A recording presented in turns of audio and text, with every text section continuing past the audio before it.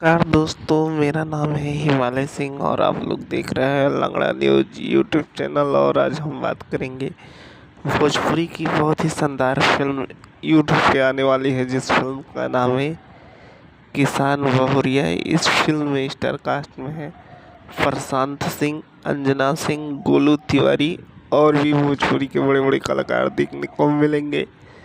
और इस फिल्म की कहानी एक बहुत ही शानदार और किसान पे होने वाली है और एक पारिवारिक होने वाली है।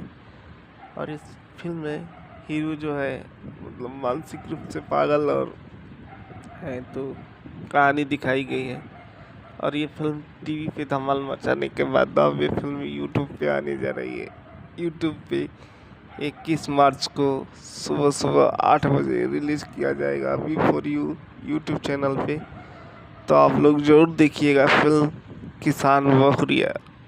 तो आप लोगों को ये न्यूज़ कैसा लगा कमेंट करके बताइए।